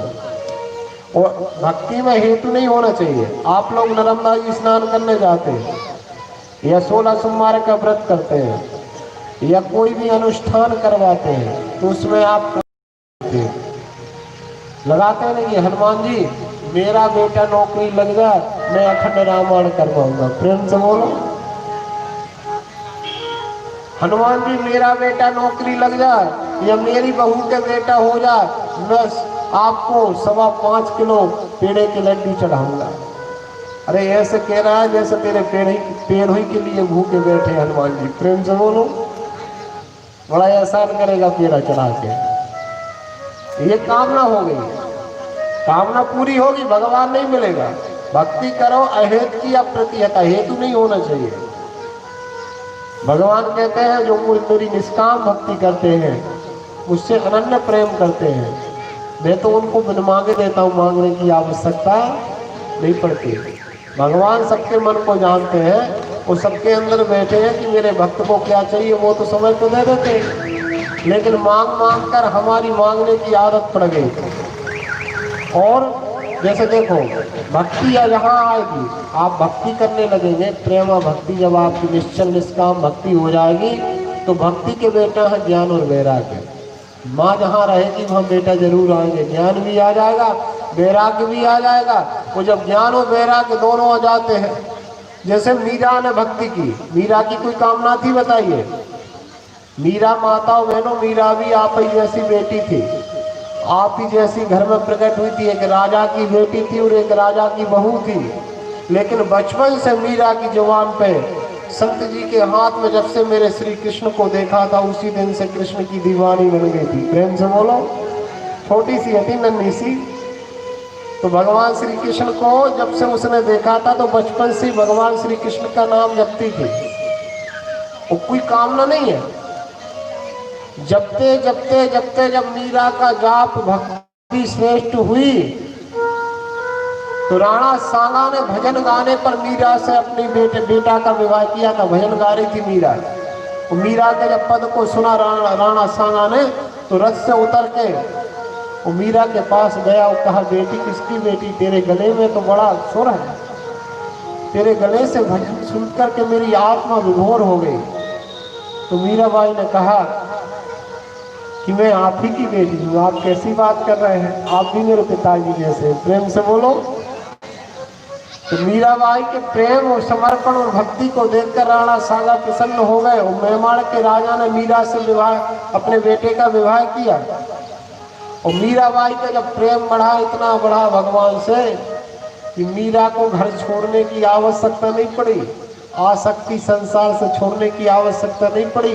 जब भगवान से प्रेम हो जाता है, सत्य का हमें ज्ञान हो जाता है, तो संसार अपने आप हमारा छूट जाता है, संसार का मोह भी छूट जाता है। आसक्ति है अभी हमें, घर से है, परिवार से है, धन से है, धनासक्ति है, देहासक्ति है, ठीक है ना, परिवार की आसक्ति है, छोड़ना नहीं चाहते हम इन चीजों को।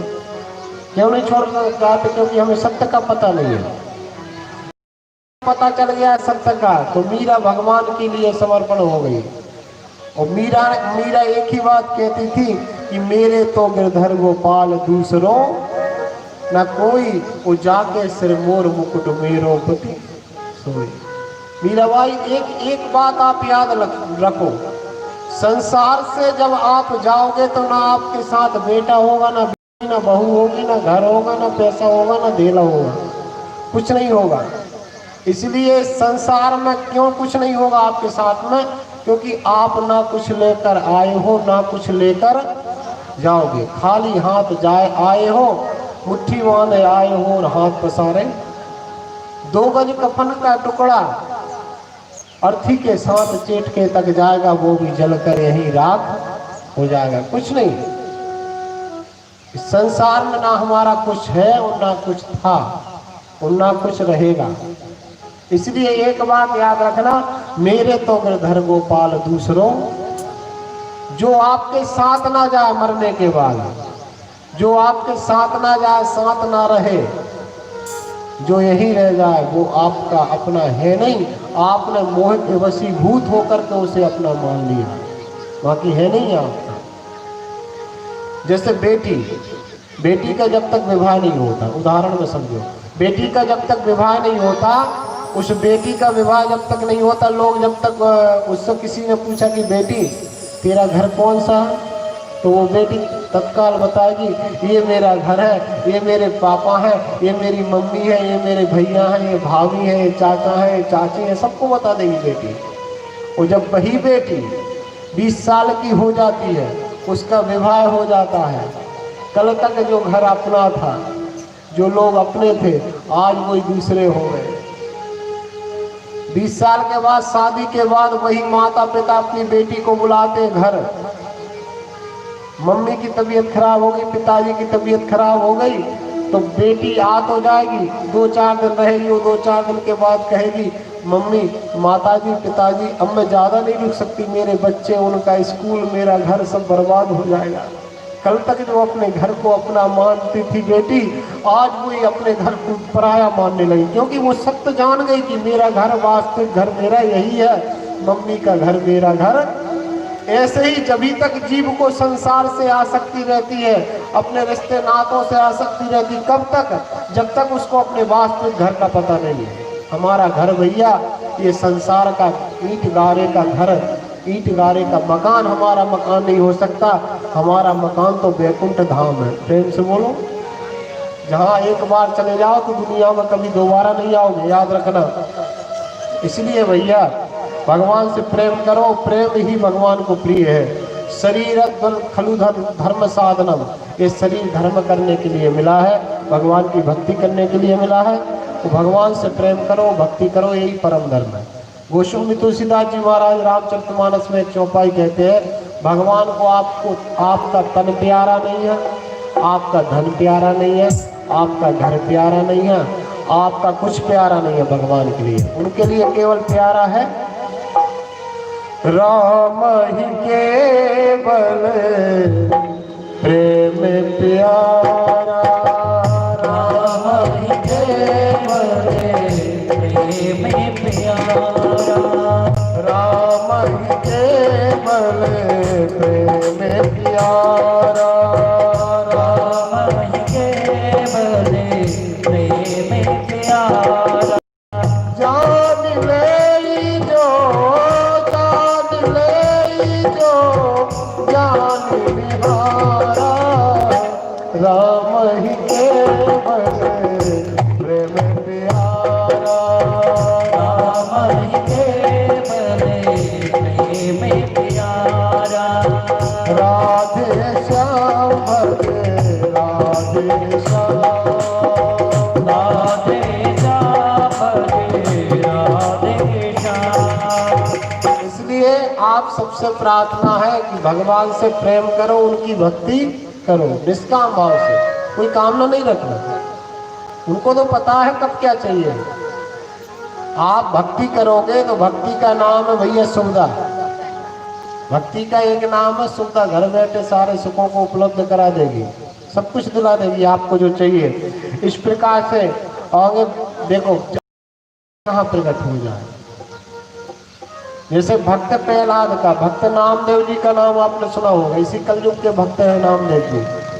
नामदेव जी एक दिन भगवान के भोग के लिए टिक्कड़ बना रहे थे, माता बहन भाइयों। क्या बना रहे थे? टिक्कड़, फुलका बना रहे थे। फुलका बना बना के सेक सेक के रखते जा रहे थे, फूले फूले अच्छे फुलका बना रहे थे, और सेक सेक कर चूल्हे पर रखते जा रहे थे। तभी एक कुत्ता देख रहा था बड़े ध्यान से, कुत्ता को बड़ी भूख लगी थी। नामदेव जी की जैसी दृष्टि बरकी, वो कुत्ता ने फुलका को उठाया और दौड़ लगा दी। तो नामदेव जी बोले, अरे विट्ठलनाथ, अरे विट्ठलनाथ, टिक्कड़ में घी नहीं लगा, ऐसे भोग मत लगाओ, घी लगवा लो नहीं तो आपके गले में फंस जाएगा। वो दौड़ते दौड़ते गए, कुत्ता के मुंह में जैसे घी डाला तो भगवान विट्ठलनाथ प्रकट हो गए। बोलो विट्ठल भगवान की। उसका प्रेम प्रकट हो गया विट्ठल नाथ के लिए। कुत्ते में भगवान को निहार रहे नामदेव जी। भक्त नामदेव जी ने कुत्ते में भगवान को पाया। भक्त शंकर राजस्थान के भक्त थे, इसी कलयुग में गधा में भगवान पा लिया। क्योंकि आपका प्रेम है कब प्रकट हो जाए। ऐसे ही प्रेम कहाँ प्रकट हुआ? प्रहलाद का। प्रहलाद का प्रेम प्रकट हुआ खम्भे में।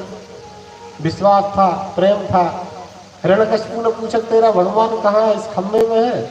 तो प्रहलाद बोला, हाँ प्रभु, क्योंकि मैंने ऐसा सुना है कि भगवान कण कण में व्यापक है, सर्वम खलविदम ब्रह्मो। पिताजी खम्भे में मेरा नारायण है। तो अच्छा है नारायण? कहा? तो हिरण्यकशिपु ने गदा मारा। भक्त का दृढ़ निश्चय था, दृढ़ विश्वास था, अटूट प्रेम था। गोविंद भक्त के वचन को सत्य करने के लिए खम्भे से प्रकट हो गए। आपका प्रेम में कहाँ प्रकट हो रहा है? जिस दिन आपका जिस घड़ी जिस स्थान पर प्रेम प्रकट हो जाएगा, जिस वस्तु में प्रेम प्रकट हो जाएगा, उसी वस्तु से भगवान भी प्रकट हो जाएगा। याद रखना। देखो, भक्त कामना बहुत करता है। कहा है किसी संत ने कि भक्त में यदि कामना नहीं होती, भक्त में यदि कामना नहीं होती तो भक्त भगवान बन गया होता। भक्त में यदि कामना नहीं होती तो भक्त भगवान बन गया होता। और प्रेम में यदि वासना नहीं होती तो प्रेम वरदान बन गया होता। प्रेम वरदान बन गया होता। दो ही बात है, भक्त में कामना है, इसके कारण भगवान नहीं नजर आता। कामना रहित होकर आप भक्ति करके देखो, भगवान जहां आपका प्रेम प्रकट होगा वहीं भगवान प्रकट होंगे। मीराबाई ने इसी कलयुग में 52 बार भगवान के दर्शन किए। और सशरीर माता बहनों मीरा थी, सशरीर भगवान द्वारकाधीश में लीन हो गई। मीरा कितनी पवित्र होगी, कितनी भक्ति करती होगी भगवान की। द्वारकाधीश के मंदिर में गई, रात भर मंदिर में बैठी रही। बाहर लोगों ने गेट बंद कर दिया। उस समय गेट खोला तो पूरे बैकुंठ में मीरा को ढूंढा, मीरा का पता ही नहीं चला। ये प्रेम था उसका, मीरा का। और सुजनोबाई भी आप जैसी माता बहन थी। सुजनोबाई के जब सत्संग में भगवान का भक्ति का कांटा गड़ा तो ऐसा भगवान की भक्ति का प्रारंभ की कि सारे संसार को भगवान का भजन कराया सुजनोबाई ने। माता बहनों भाइयों, हमारा प्रेम है जहाँ प्रकट होगा। भगवान तो सब जगह है, लेकिन हम लोग देखने की क्षमता नहीं ना हमारे अंदर। एक चौपाई और बोलो, भगवान सब जगह है। गोस्वामी तुलसीदास जी कहते हैं, प्रमाण दे रहे हैं। वही परमात्मा जब भक्त का अटूट अविरल प्रेम देखता है तो वही परमात्मा कण कण से प्रकट हो जाता है। हरि व्यापक शरे पात्र क्षमा, हरि व्यापक शरे पात्र समाना। सभी मिलकर के गाइए चौपाई को। हरि व्यापक शरे पात्र समाना, हरि व्यापक शरे पात्र समाना। प्रेमित प्रियते, प्रेमित प्रियते कोई मैं जाना। हरि व्यापक शरे पात्र समाना, हरि व्यापक शरे पात्र समाना। हरि व्यापक शरे पात्र समाना, हरि व्यापक शरे पात्र समाना। याद रखना, जिस दिन हमारा प्रेम प्रकट हो जाएगा उसी दिन हमें परमात्मा प्राप्त हो जाएंगे। यदि इस मनुष्य शरीर को प्राप्त करके 100 वर्ष की उम्र को प्राप्त करके हम भगवान को प्राप्त नहीं कर पाए भैया, तो भगवान फिर कभी आपको प्राप्त नहीं होंगे। याद रखना, एक ही मनुष्य शरीर है जिस शरीर द्वारा हम उस परमात्मा को प्राप्त कर सकते हैं। और कोई शरीर नहीं है। इस 84 लाख योनि है इस शरीर आत्मा को रहने के लिए। बड़े बड़े भाग्यों से आप ये मनुष्य शरीर मिला है। इसलिए किसी भी शरीर से आप भगवान को प्राप्त नहीं कर सकते। 84 लाख योनियां हैं इस आत्मा को रहने के लिए। जल में रहने वाले जीव हैं, आकाश में उड़ने वाले हैं, जमीन पे चलने वाले हैं। ऐसी 84 लाख योनियां हैं। एक ही शरीर है जिससे आप भगवान को प्राप्त कर सकते हैं, वो है मनुष्य शरीर। यदि इस शरीर से भी आपने भगवान को प्राप्त नहीं किया तो अंत में आपको 84 लाख योनियों में जाना पड़ेगा। कब कोई संसार की दुनिया भर की बातों में लगे रहे तो आपको दर बदर कई जन्मों तक भटकना पड़ेगा। प्रमाण देती है रामचरितमानस रामायण आपके लिए। बड़े भाग्य मानस तनु पावा, बड़े भाग्य मानस तनु पावा, बड़े भाग्य मानस तनु पावा, बड़े भाग्य मानस तनु पावा। सुन तुर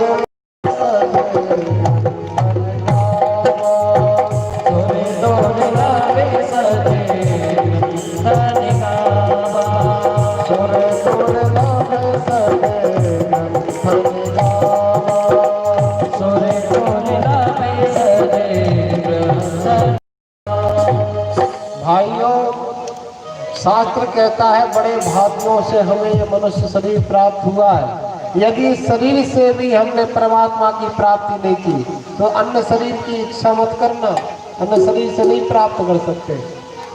यदि शरीर का महत्व नहीं होता तो संत शिरोमणि तुलसीदास जी महाराज ये नहीं लिखते बड़े भागवान स्तन, ये लिख देते कि छोटे भाग बड़े भाग हाथी तन पावा। प्रेम से बोलो, बड़े भाग कुत्ता तन पावा लिख देते ना, लेकिन बड़े भाग हाथी तन पावा क्यों नहीं लिखा, बड़े भाग कुत्ता तन पावा क्यों नहीं लिखा? क्योंकि कुत्ता बिल्ली के हाथी के बस की बात नहीं है कि भगवान का भजन करे, बैठ कर कथा सुने। केवल मनुष्य सुन सकता है भगवान की कथा को, मनुष्य गा सकता है भगवान के नाम को, मनुष्य कर भगवान के कीर्तन को। कुत्ता बिल्ली के बस की बात नहीं है। इस शरीर के महत्व को समझो। 2 करोड़ जन्मों के जब पुण्योदय हुए थे, जब हम और आप मनुष्य बने, और यदि ये जन्म भी हमारा व्यर्थ में बीत गया, पुनः करोड़ों जन्म लेना पड़ेंगे जब जाकर के भारत में और मध्य प्रदेश में मनुष्य शरीर प्राप्त कर पाओगे। इसीलिए भैया साधन है ये शरीर। इस शरीर रूपी साधन से आप वैकुंठ में भी जा सकते हो, गोलोक में जा सकते हो, साकेत में भी जा सकते हो। और इसी शरीर रूपी साधन से जब आप दुष्कर्म करते हैं, पाप करते हैं, अत्याचार करते हैं, दुराचार करते हैं, तो इसी शरीर से 28 नरकों में जाना पड़ेगा। याद रखना, 28 नरक भी हमारे लिए बने। 28 नरक आप जाना आपके ऊपर है। आपकी मनुष्य शरीर आपको मिल गया तो ये समझ लो कि आपकी गाड़ी जंक्शन पे आके खड़ी हो गई। इटारसी जंक्शन पे, वहां से एक लाइन मुंबई को जाती है, एक लाइन वृंदावन को जाती, काशी को जाती, गाड़ियां जा रही है। अब ये आपकी ऊपर है कि आप कौन सी गाड़ी में बैठ रहे हैं। यदि आप मुंबई वाली गोवा वाली गाड़ी में बैठ गए तो नरकों में पहुंच गए। प्रेम से बोलो। और यदि आप वृंदावन काशी वाली गाड़ी में बैठ गए तो भगवान के धाम में। उदाहरण समझ रहे हैं आप? इस शरीर से आप कहीं भी जा सकते हो। ये गाड़ी है, वो इसको संभाल के चलाओगे तो अच्छी सर्विस देगी। उल्टी सीधी चलाओगे, उल्टी सीधी चीजें डालोगे इस गाड़ी के अंदर तो बीच में भी धोखा दे सकती, पलट सकती, खराब हो सकती है। इसलिए शरीर एक साधन, कहते हैं साधन धाम मोक्ष कर द्वारा, उपाय न जही परलोक सवारा, सो परत दुख पावई धुनि पछताए, काले कर्म ईश्वर मिथ्या दोष लगाए, आकर 4,84,000 जोनी भ्रमत यह जीव अविनाशी। जन्म जन्म तक भटकना पड़ेगा 84 लाख योनियों में, तब जाकर के भगवान की कृपा होगी और फिर मनुष्य बनेंगे। इसलिए भैया हमें इस शरीर का सदुपयोग करना चाहिए। आगे बड़ी दिव्य कथा का वर्णन करते हुए कहते हैं, बड़ी सुंदर कथा वेद व्यास जी ने वर्णन की। द्वापरे समनो प्राप्त तृतीय योग परे, जाता पराशरा योगी वासव्या कलया हरे।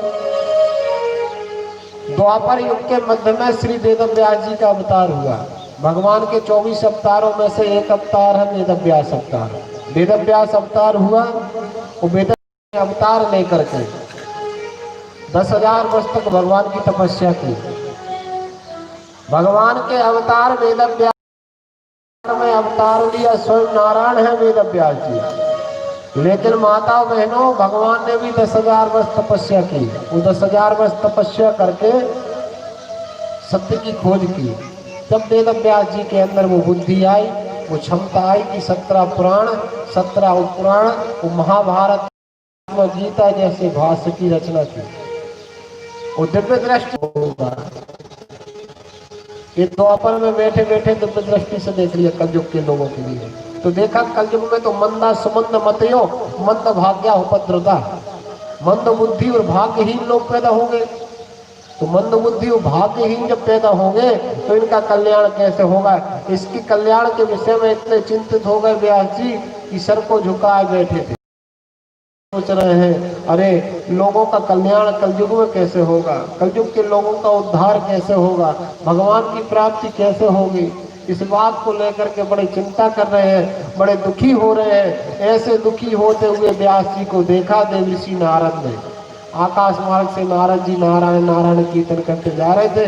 व्यास जी को चिंता में बैठा देखा। इतना बड़ा ज्ञानी भगवान का अवतार क्यों दुखी है? भाई चिंता की बात है ना, जो व्यक्ति बुद्धिमान हो, गुणवान हो, विद्वान हो, स्वयं भगवान हो, वो चिंता में दुखी दिखाई दे, तो ये तो सोचने वाली बात है। देवी ऋषि नारद ने कहा चलो चलो, चलकर पूछना चाहिए व्यास जी क्यों दुखी। आकर के नारायण नारायण का कीर्तन कानों में सुनाई हुई पड़ा। उन देवी ऋषि नारद का व्यास जी ने स्वागत किया। देखो ये मर्यादा है, आपके घर में जब कोई ब्राह्मण आए, कभी कभी मैंने देखा है किसी किसी के घर जाओ तो पता है वो बैठे बैठे कहते पंडित जी जाओ, प्रेम से बोलो। आपके घर में एक कथा हमें ज्ञान करा रही है, वेद व्यास जी श्रेष्ठ है नारद जी से, भगवान विष्णु के अवतार है, देव ऋषि नारद भी अवतार है, लेकिन एक कला व्यास जी में ज्यादा होगी, व्यास जी नारद जी से कम नहीं है।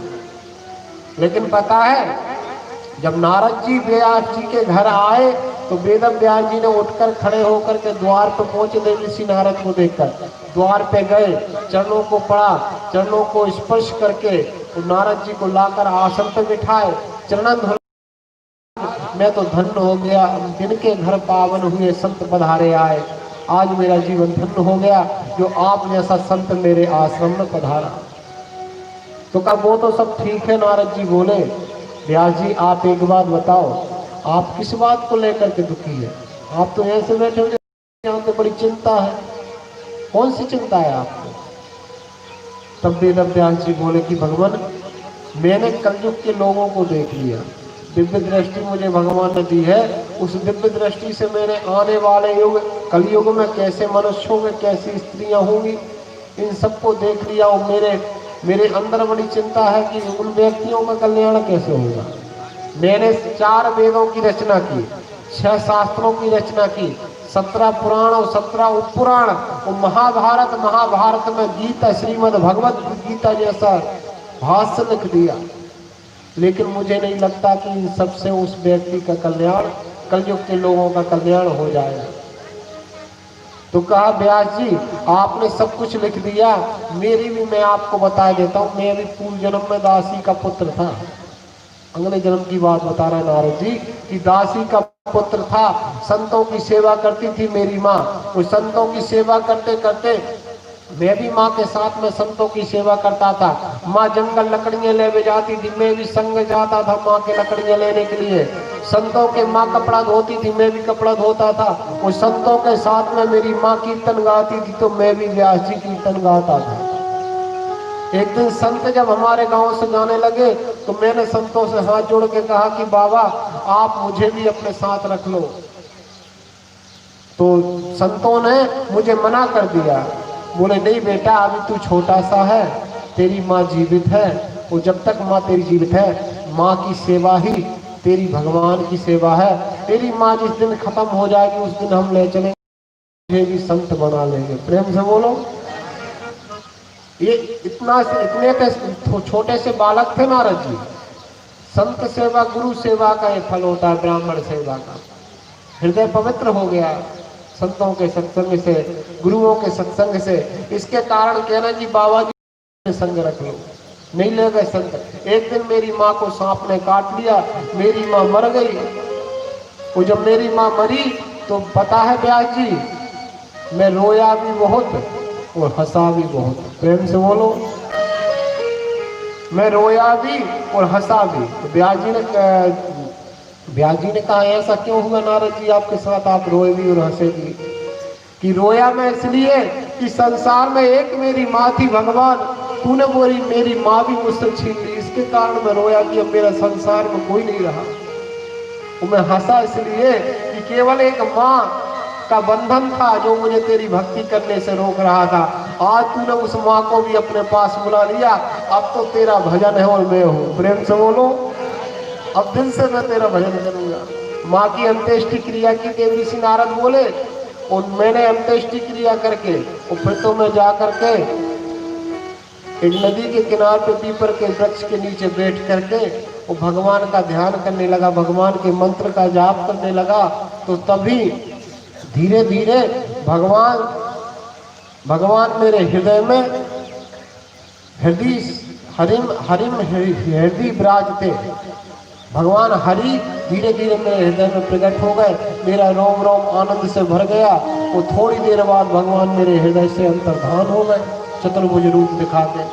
तो मैंने घबरा के नेत्र खोले। मैंने कहा भगवान आपने ऐसा क्यों किया? एक तो आपका दर्शन दे दिया और अब आप जो है छोड़कर चले गए। तो आकाशवाणी हुई, रे बालक, मैंने तुझे दर्शन इसलिए दिए, ये तो मैंने तुझे मेरे दर्शन की चटनी चखाई है। चखाई है चाखने के लिए दी थी, खाने के लिए नहीं दी थी। प्रेम से बोलो। तो कहा चखाई क्यों महाराज?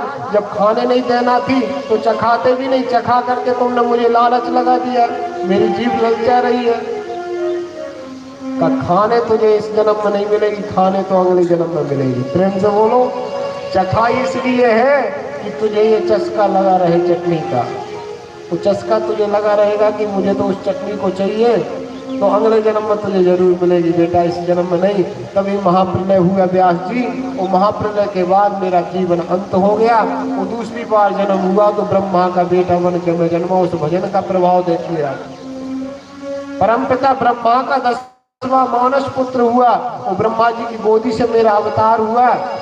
वो आज दिन रात नारायण के दर्शन करता हूँ, वो दिन रात सारे देवताओं के सानिध्य में घूमता हूँ। ये उस जन्म का भजन था मेरा। देखो, आप यदि भक्ति को इस जन्म से प्रारंभ करेंगे तो अगले शरीर तक भगवान मिल जाएगा। आत्मा अमर है, शरीर बढ़ता है, आत्मा नहीं बढ़ती। और धीरे धीरे आपको अगले जन्म में भगवान मिल जाएगा। और यदि अगले जन्म से आप करते आ रहे हो तो इस जन्म में आपको मिल जाएगा। अंत में श्री वेदव्यास जी महाराज को 4 श्लोक की भागवत नारद जी ने दी। उन्हीं 4 श्लोकों को नारद जी ने दे करके व्यास जी को 4 श्लोक दिए थे भागवत के।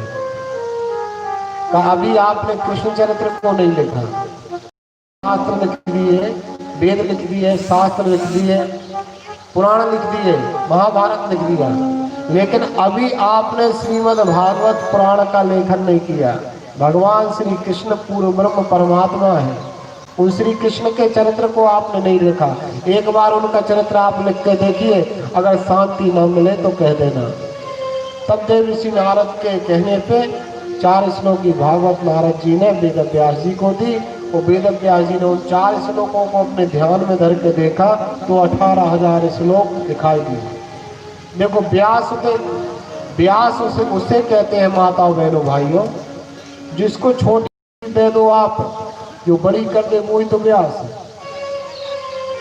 व्यास जी ने 4 श्लोकों के 18,000 श्लोक बना के रख तो लिए दिमाग में, लेकिन जो बोल सकता है वो लिख नहीं सकता यार, और जो लिख सकता है वह बोल नहीं सकता। ऐसा नहीं होता कि आप राइटर भी हो और वक्ता भी हो, ऐसा बहुत कम होता है। वेद व्यास जी ने सोचा कि मैंने भागवत के 18,000 श्लोक तैयार तो कर लिए, लेकिन इनको लिखेगा कौन? तब श्री गणेश जी महाराज को बुलाया। भगवान शंकर के पुत्र गणेश बाबा आए। गणेश बाबा ने कहा देखो व्यास जी, मैं भागवत लिखने के लिए तैयार हूँ, लेकिन आप रुकना मत, आप लगातार बोलेंगे, मैं लगातार लिखूंगा। यदि कहीं आप बोलते बोलते भूल गए या रुक गए, मैं वहीं लिख दूंगा कि तीसरी ये पुराण पूरा हुआ। प्रेम से बोलो, मैं व्यर्थ में नहीं बैठूंगा। देखो, जो व्यक्ति रहते ना, समझदार व्यक्ति रहते, बुद्धिमान रहते, गुणवान रहते हैं, वो व्यक्ति अपना समय व्यर्थ में नहीं गवाते, फालतू लोगों के पास नहीं बैठते, दुष्ट दुराचारियों के पास में बैठ करके समय को नष्ट नहीं करते, फालतू तिरहाओं पर जाकर नहीं बैठते गप्पे मारने के लिए। जो व्यक्ति समय की कदर नहीं करता, समय का दुरुपयोग करता है, ऐसा व्यक्ति कभी आगे नहीं बढ़ता। याद रखना, समय की कदर करो, समय को जानो। गणेश जी ने साफ मना कर दिया था कि 1 मिनट भी फालतू नहीं बैठूंगा, आप बोलते रहना दिन रात, मैं दिन रात लिखते रहूंगा। और ये भागवत संगीता आपके पास में जो विराजमान है, इस प्रकार से संसार में आई। बोलो भागवत भगवान की। ऐसे इस कथा का उद्गम हुआ इस संसार में। नारायण की शाखा से टपकी, ब्रह्मा की शाखा पे अटकी, ब्रह्मा की टपकी, और नारद की शाखा पे अटकी, नारद की शाखा से टपकी तो व्यास की शाखा पे अटकी। वो व्यास की शाखा से ये फल टपका तो सुखदेव की शाखा पे अटका, और सुखदेव की शाखा से टपका तो पारीक्षित के समेत हम सब लोगों के पास हाथों हाथ फल आया है। टूट करके गिरा नहीं है, यदि गिरता तो फूट जाता। खराब हो जाता। ये हाथों हाथ आया ये फल नारायण के पास से हमारे पास सीधा, इसके कारण इसका महत्व ज्यादा बताया भैया। और अंत में बड़ी सुंदर कथा आती है। यदा मृधे कौरव संशयाना वीर गतिम गतेषु मृकोदरा गद्य गदा विमर्शो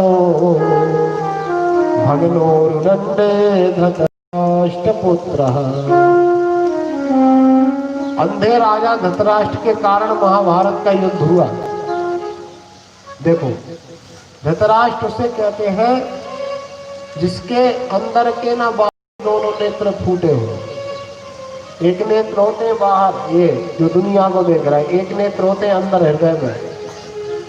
धृतराष्ट्र के दोनों नेत्र फूटे थे, बाहर के भी और अंदर के भी। इसको इतनी तृष्णा थी अपने पुत्र दुर्योधन से। दुर्योधन यानी दूषित धन। और आज इसी धृतराष्ट्र के कारण महाभारत का युद्ध हुआ। महाभारत के युद्ध में हजारों करोड़ों अरबों सैनिक मारे गए, संहार हो गया, नरसंहार हो गया और कौरवों का पराभव हुआ। कौरवों की सेना का विनाश हो गया। अकेला दुर्योधन बचा था। तो दुर्योधन की जंघा भी भीम की गदा से टूट चुकी है और दुर्योधन मरणासन्न अवस्था में पड़ा है और रो रहा है, पछता रहा है। अंत में पछता रहा, मरते वक्त हर आदमी पछताता। जवानी में नहीं पछताएगा, बालापन में नहीं पछताता, आप करेगा पछताएगा, कैसे भी कर्म कर लेगा नहीं पछताएगा। कोई भी आदमी सब बुरे अच्छे कर्म करते जाता, बुरे कर्म करते जाता, पछताता नहीं है। लेकिन याद रखना अंत में हर आदमी को पछताना पड़ता है। अंत में हर व्यक्ति को पछताना पड़ता है। दुर्योधन एक दिन दुर्योधन अपनी शरीर पर अभिमान करता था, अपनी काया पर अभिमान करता था कि मैं वज्र का हूं, मुझे कोई मार नहीं सकता। प्रेम से बोलो, जोर से बोलो, राधे राधे। दुर्योधन अभिमान करता था माता बहनों। हर आदमी को अपनी जवानी में अभिमान रहता, मेरा कौन क्या करेगा, मेरे तो इतने भाई हैं, मेरा इतना बड़ा परिवार है, कौन हमारा क्या बिगाड़ेगा। याद रखना जैसा दुर्योधन ने किया ऐसा कभी मत करना भैया। ये कथा हमें ज्ञान करा रही। दुर्योधन को बड़ा अभिमान था कि मेरे 100 भाई हैं, मेरा शरीर है, इतने बड़े राज्य का मैं राजा हूं, मेरा कोई बार वाका नहीं कर सकता। और जब उसी दुर्योधन का 100 भाइयों को अभिमान के कारण एक कुंती के एक पुत्र ने मारा, 100 भाइयों को अकेले भीम ने मार दिया सबके सबको, दूसरे का हाथ ही नहीं लगा। प्रेम से बोल। आज वही दुर्योधन जंघा टूट गई, मरणासन्न अवस्था में कुरुक्षेत्र की भूमि में पड़ा है। चील कौए मरा जानकर इसका मांस तोड़ने के लिए आ रहे हैं। चील आकर के इसके मांस को टोच रहे हैं। तो ये दुर्योधन की आज ये स्थिति है कि हाथ उठा करके उन्हें को भगा भी नहीं सकता। अभिमान के कारण ऐसा हुआ कि आज वही दुर्योधन की ये दशा हो गई भैया कि हाथ उठा के चील कौओं को नहीं भगा पा रहा, मांस टोच कर खा रहे हैं। इसलिए इस कथा से हमें ज्ञान मिलता है माता बहनों भाइयों, जीवन में हमारे पास कितनी भी शक्ति हो, कितना भी सामर्थ्य हो, कितने ही हम बड़े परिवार के हो, लेकिन कभी अभिमान मत करना। ऐसे कर्म मत करना जैसे कर्म दुर्योधन ने किए, नहीं तो अंत में पछताना पड़ेगा। दुर्योधन ने जैसे कर्म किए और दुर्योधन को अंत में पछताना पड़ा। याद रखना, संसार में आप कभी नहीं पछताओगे, लेकिन अंत में तो हमें पछताना पड़ता है। पछताया नहीं जो कभी जग में, उसे अंत समय पछताना पड़ा। दुख पाया नहीं जो कभी जग में, उसे अंत समय दुख पाना पड़ा। कोई बाग में फूल न ऐसा खिला, खिल के न जिसे मुरझाना पड़ा। वो विधि का अटल विधान यही, जिसे आना पड़ा उसे जाना पाए। जीवन भर कभी नहीं पछताओगे, लेकिन यदि भगवान का भजन नहीं कर पाए, कथा नहीं सुन पाए, दान नहीं कर पाए, यज्ञ अनुष्ठान नहीं कर पाए, तो अंत में हम सबको पछताना पड़ता है। मरते वक्त हर व्यक्ति पछताता कि अरे मैं क्या करने के लिए आया, वो क्या करके जा रहा हूँ, कहाँ जाने के लिए आया था, वो कहाँ जा रहा हूँ। इसलिए भैया ऐसा कभी मत करना कि बाद में पछताना पड़े। दुर्योधन पछता रहा है, तभी दुर्योधन का एक मित्र आया जिसका नाम है अश्वत्थामा। अश्वत्थामा ने कहा, मित्र तुम चिंता मत करो, अभी तुम परास्त नहीं हुए, अभी तुम्हारा मित्र अश्वत्थामा जीवित है। वो अश्वत्थामा जब तक जीवित है मित्र, तब तक तुम परास्त नहीं हुए। मैं अभी जाता हूँ, वो जाकर के पांचों पांडवों के शीश काट के ले आता हूँ। एक गुरुपुत्र अश्वत्थामा ने वचन दिया। कौन को वचन दिया? अपने मित्र दुर्योधन को। अब पांचों पांडवों को मारना कोई साधारण बात नहीं है भाई। गाजर मूली तो है नहीं कि आप जाओ पटा के ले आओ, प्रेम से बोलो।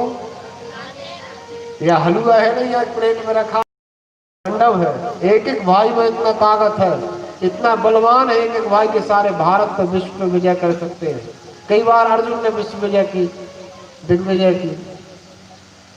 अश्वत्थामा ने कह तो दिया दुर्योधन की मित्रता को निभाने के लिए। देखो यहाँ पे मित्र धर्म निभाया अश्वत्थामा ने। मित्र सच्चा वो होता है जो आपके सुख में आए अथवा ना आए, लेकिन दुख में आपके जरूर आएगा, जो सच्चा मित्र होगा। सुख में भले ही ना आए, वो नहीं है जो सुख में तो आता है लेकिन दुख में ना आता है।